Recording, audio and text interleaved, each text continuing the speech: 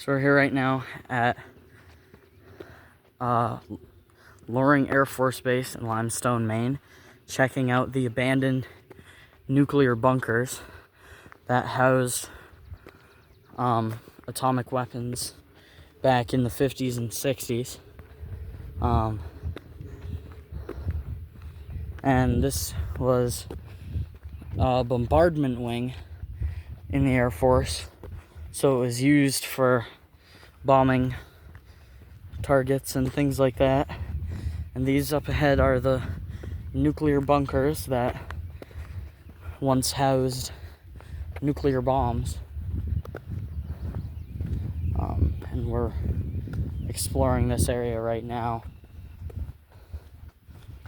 And again, we're at Loring Air Force Base in Limestone, Maine, checking out these nuclear bunkers.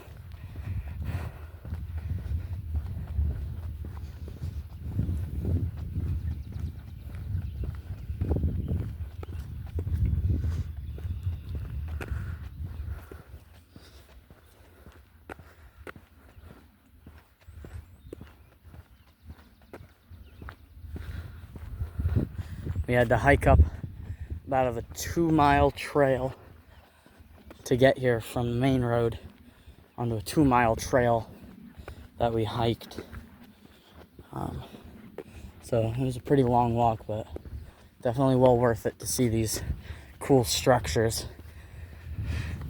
that once held some of the most powerful weapons in the world that could wipe an entire country, entire cities off of maps and destroy entire countries. So it's very cool that we get to see these now. The base shut down in the early to mid 90s, and it's remained closed and abandoned ever since. But seeing here, this is one of the nuclear bunkers. You can hear inside. It's very echoey inside here. These are the old lights that used to be in here. These used to, again, hold nuclear weapons.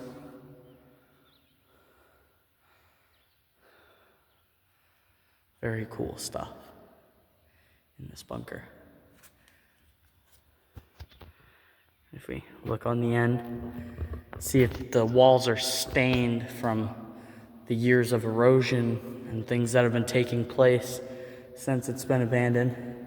A lot of writing on these walls. See, here we have one from the 26th of June, 1986. So it's been abandoned for a while. It's very old.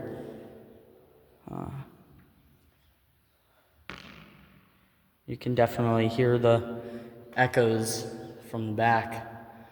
It's because of the sheer size of these bunkers holding these weapons. And they're huge. And again, you have all this writing on here and things like that. So we're gonna make our way to the next bunker, which is a little bit further down. But all these bunkers are, I believe, in a similar size. And there was that large bunker. Let's see. That large bunker over there was a spot to hold mines. So anti-personnel and anti-vehicle mines. So that way, if anybody was to, let's say, get onto the base without, if anybody was to get onto the base and, break in, those mines were there to, essentially blow up any vehicles that was coming onto base without permission. And here's this next bunker. It has a door on it, so I don't know if we can go in it, but we'll check it out. This is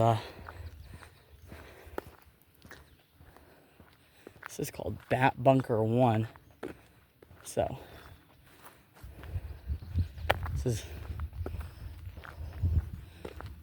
I actually think these are 4 bats.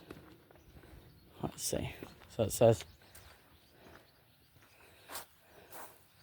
notice government property.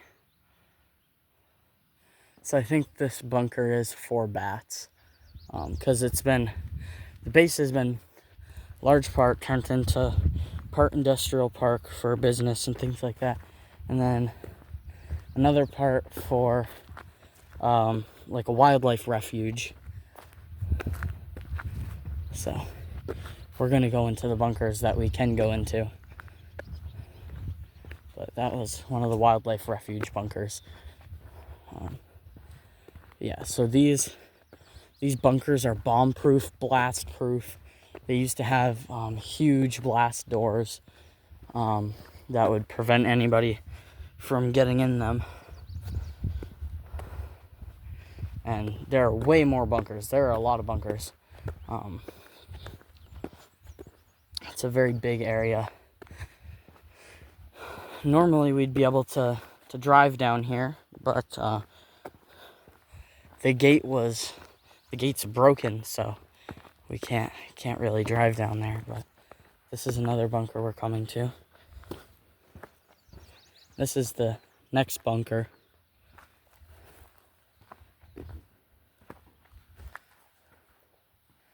Let me see up in here. How the sheer size of these bunkers. If we turn the light on, I don't know how much that does, but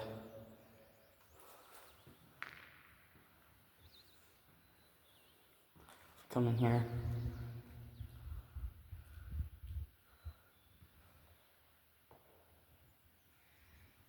All these old control switches and things. Sorts of signs and things like that from this. And again, these bunkers were used to house nuclear weapons, so atomic bombs and hydrogen bombs and things like that, so weapons of mass destruction. So back in the 1950s and the 1960s, when the U.S., at the height of the Cold War, was really, ramping up its nuclear projects, they built this base in I believe it was 1952. I could be wrong on that. But this base was essentially built to house nuclear weapons and to house bombs and things like that.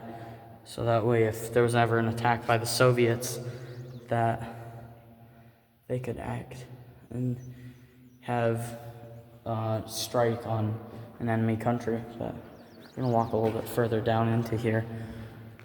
There's some really cool stuff. It's been abandoned since the early to mid 90s.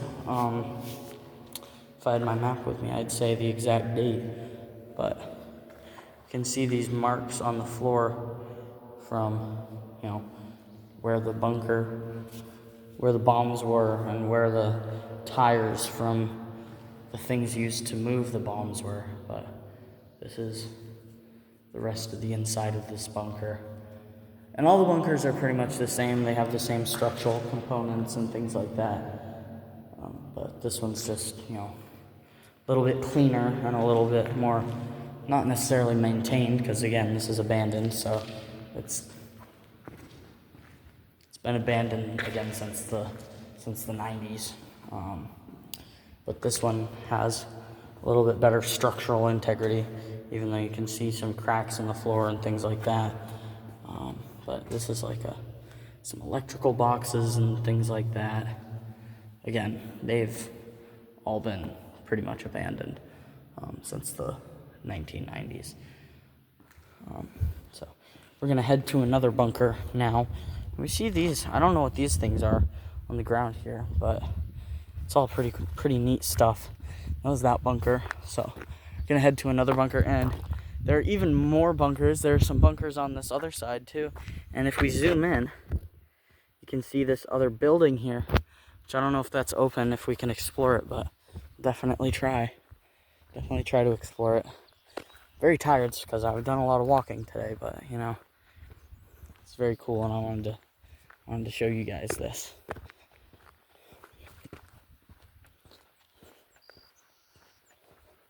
And again, like I said, this place has been, this Air Force Base has been, parts of it has been turned into an industrial park, so businesses and things like that can start opening up around here. Because when the base closed, it essentially drained the local economy. There was, it was very draining for the local people because they had no more employment and stuff, because people were living at the base, they were working at the base, and this Air Force Base was their whole livelihood.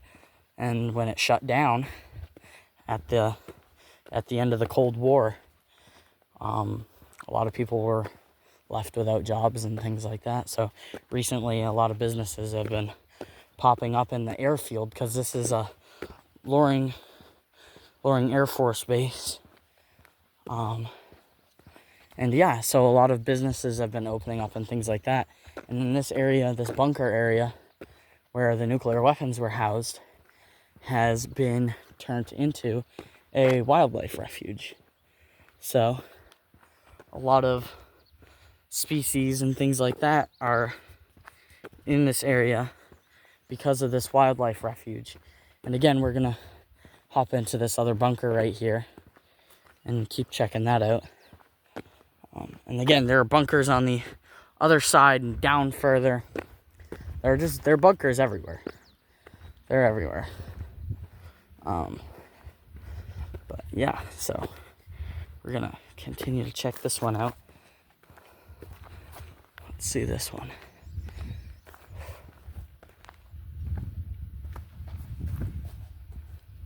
This one's actually really clean. It's starting to get overgrown and things like that, but let's turn the light on. Yeah, this one's in very clean condition. There's very good structural integrity in here.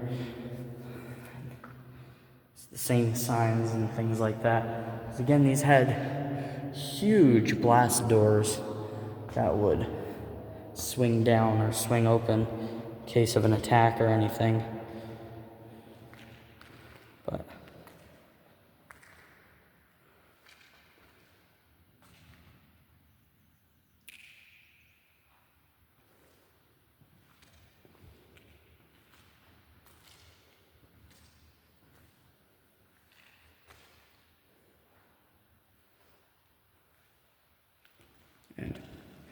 just to give you an idea of the sheer size of this place, I have my flashlight on and it's really not doing much of anything.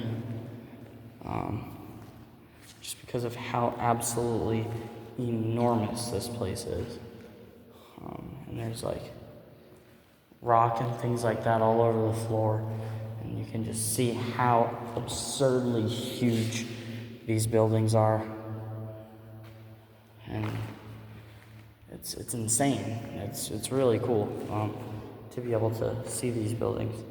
You can actually see like some markings on the floor and whatnot, and just how interesting these old military bunkers are. Because these bunkers had no civilian use at all. It was purely for the military. And again, they were used to store nuclear bombs.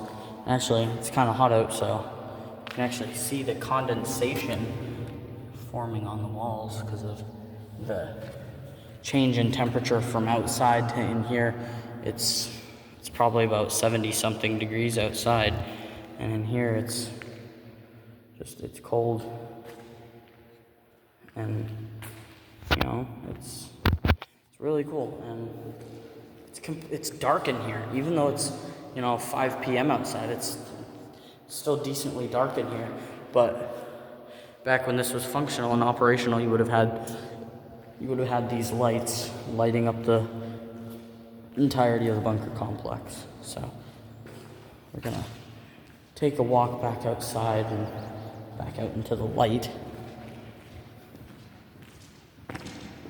And you can just hear the echo on walking is making. It's making such a loud echo because of how empty it is.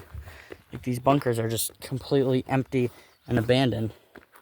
So it's really cool to be able to see that.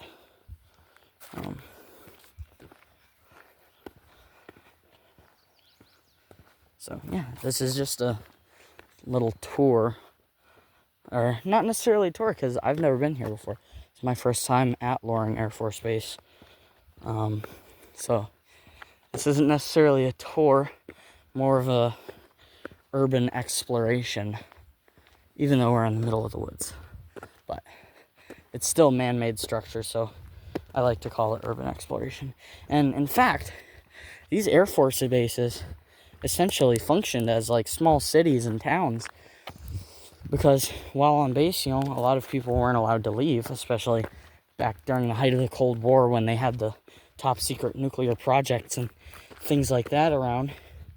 Obviously they didn't want people going out and maybe saying something about the nukes and things like that were here. So they had stores, they had church, they had essentially everything a functioning town would need to survive out here, and just kept everybody in here. You see rows and rows of things. And now I think this one might be the actual nuclear bunkers. We can see these panels and things like that in here. And because the reason I think these are the actual nuclear bunkers is due to the fact that they have these 2 stage doors right in here. They have these 2 stage doors, and if we come in here,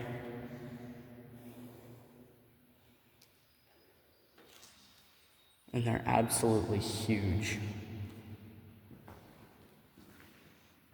It says, it has the signs and things like that. Some graffiti. It says complete with surface noise, whatever that means. If we just walk back here, and again, this one's actually one of the cleaner bunkers that we've seen.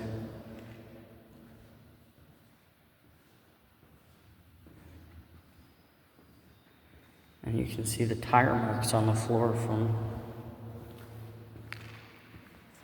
the moving of the nuclear weapons and things like that.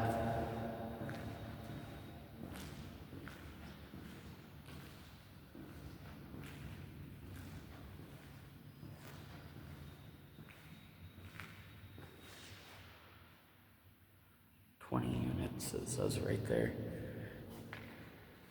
And we're at the very back of the bunker, and you see how absolutely dark it is.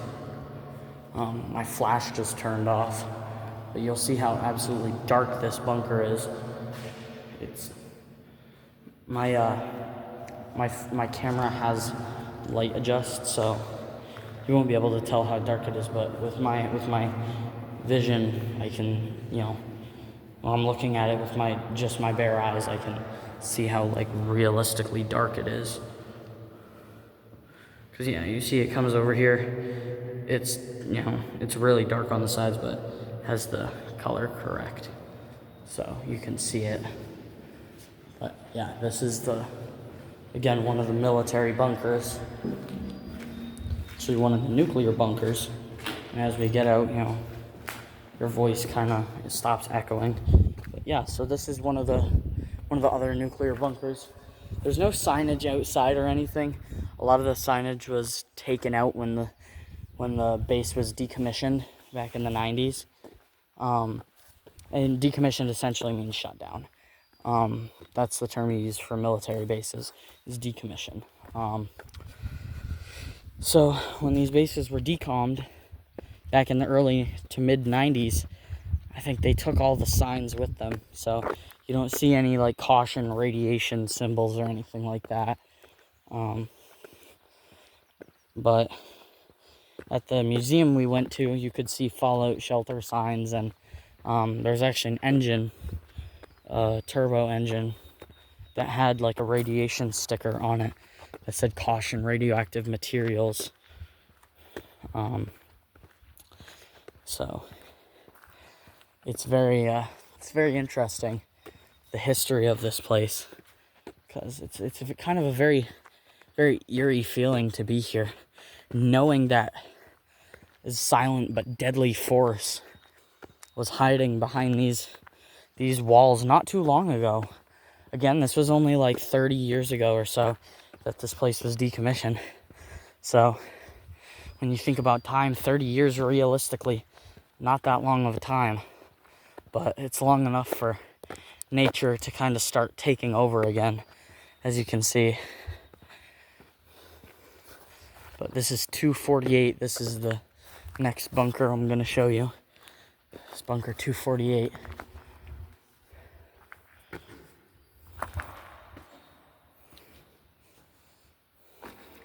Again, it has some more graffiti. Oh, I'm going to end the video there.